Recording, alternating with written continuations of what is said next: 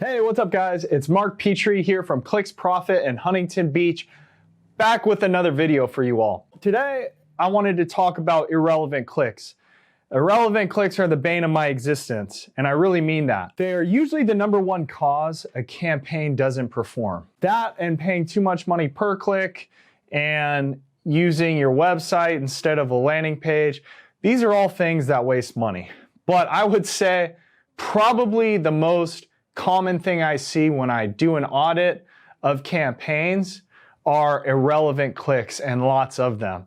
So first off, what is an irrelevant click? So an irrelevant click happens when someone is searching for a service that's similar to what you offer, but not exactly what you offer.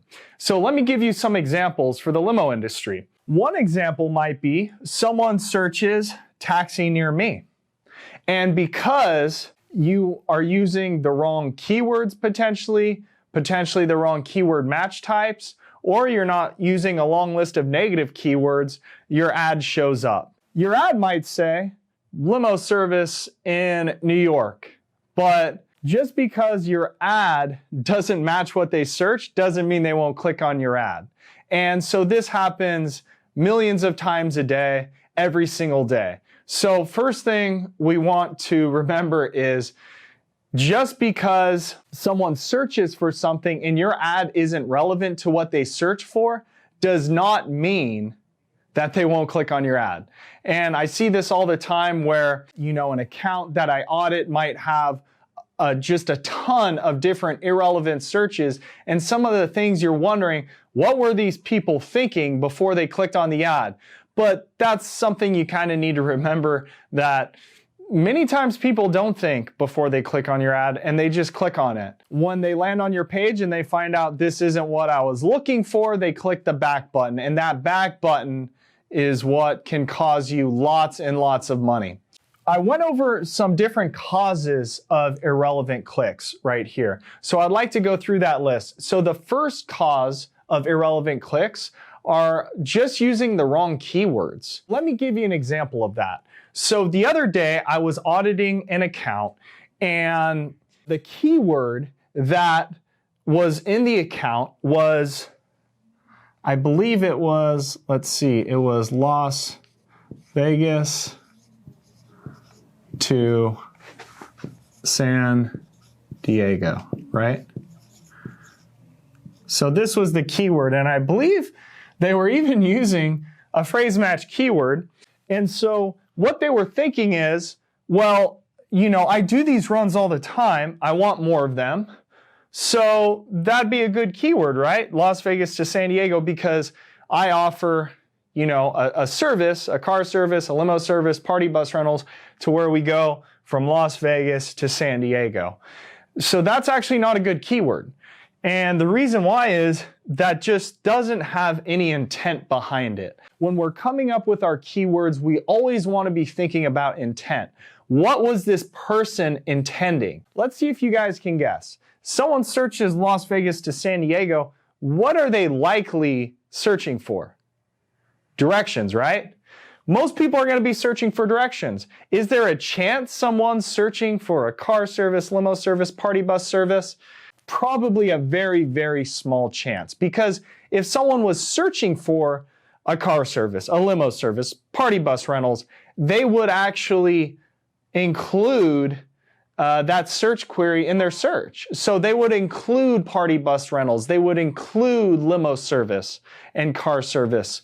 And they'd probably query something like car service from Las Vegas to San Diego, or limo from Las Vegas to San Diego. You never want to use a keyword that has no intent associated with it. Intent really is everything in Google Ads. And that's why it makes it so powerful and different than Facebook ads, is because there's intent associated with the platform. Now, the next thing is the wrong keyword match types. Now, if you guys saw my other video, awesome. If not, go back and watch it, because this is huge. In my other video, I went over broad match keywords. And so I see these all the time in accounts. Many accounts I'll audit, they'll have dozens of these broad match keywords. Well, if you remember from my other video, A broad match keyword, the search query and the keyword don't need to match up. So let's say your keyword is limo service and someone searches taxi near me. Well, if limo service is a broad match keyword, your ad will show for that because the keyword limo service will get triggered by taxi near me because it's a broad match keyword. So we want to remember and keep in mind, don't use broad match keywords, but we also want to be using the right keyword. So the right keywords have intent, right? So we don't want this, and we also don't want to use the wrong keyword match types, which broad match in general you do not want to use. If we have the right keywords, the right keyword match types, what do we need next? Well, next we need a lot of negative keywords. Okay, so a negative keyword just means when someone makes a search query. So let's say someone searches limo service jobs. So this is someone's search query. This is what they type into Google on their phone, right? Maybe they're looking for a chauffeur job or something. Many times I will do this search and I'll see a bunch of limo companies' ads show up. And when I see that, I know whoever's running their ad accounts is not using some of the most basic negative keywords. Good negative keywords are things like job, jobs, could be application, Uber, Lyft, a taxi would probably be a good negative keyword, right? Because we don't want people searching for a taxi service. You can Google this online, and I'll include a link in the video description to where you guys can get just a huge list of the most popular negative keywords. But some other examples of good negative keywords are things like price, prices, rate, rates, cheap, cheapest.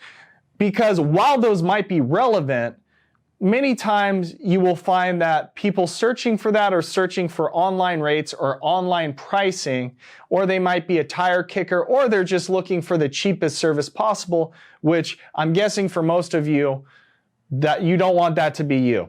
And so those are some other good negative keywords. But usually what I like to see in a given account is in excess of 1,000 negative keywords. A lot of my accounts have 3,000 plus. Some other good options for negative keywords are your competitors, okay? Let me give you an example. Many limo companies name their name, they have a name and then limo service or limo company.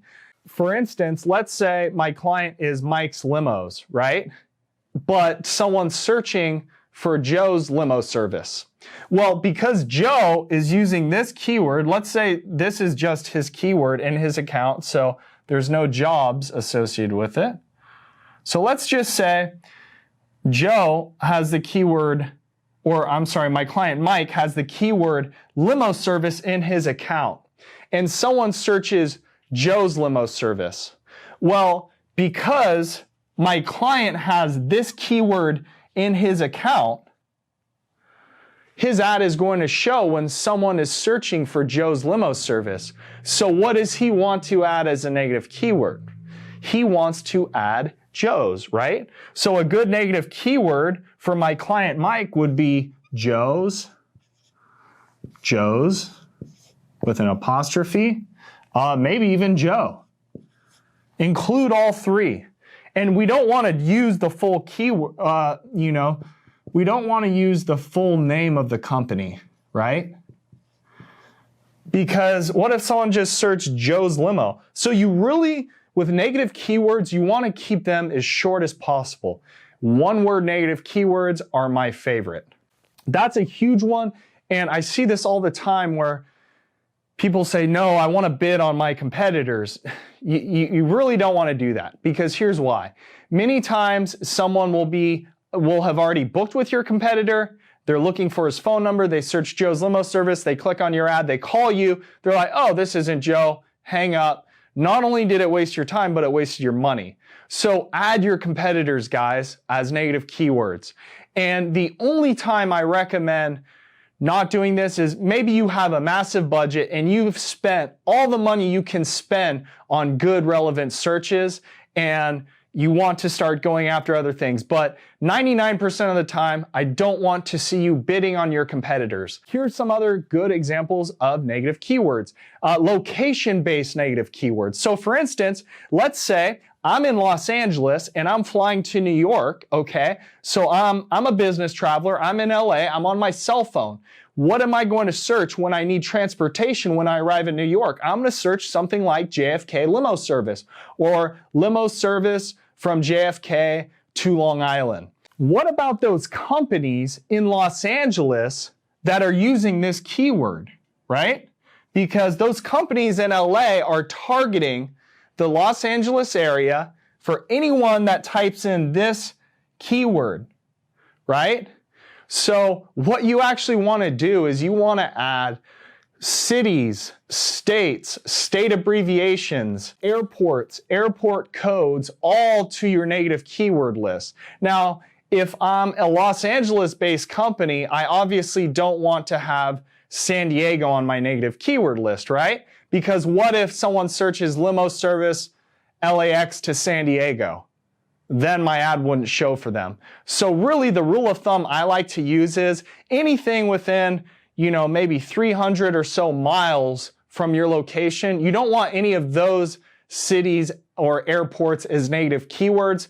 But for everything else, you definitely want to add them. I see them all the time. Even still, with over 3,000 negative keywords, I still sometimes see them on my client search term reports because it's really hard to cut out every single city anyone could ever type in.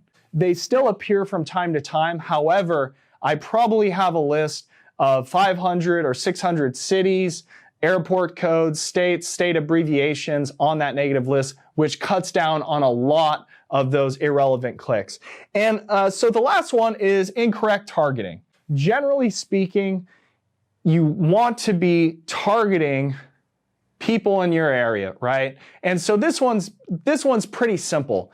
So let's say you're located in LA and let's say you're a small company with a small budget, you might get away with doing a 20-mile radius around your business, okay? Because there's so much search volume in the Los Angeles area, you don't really need to do a 50-mile radius.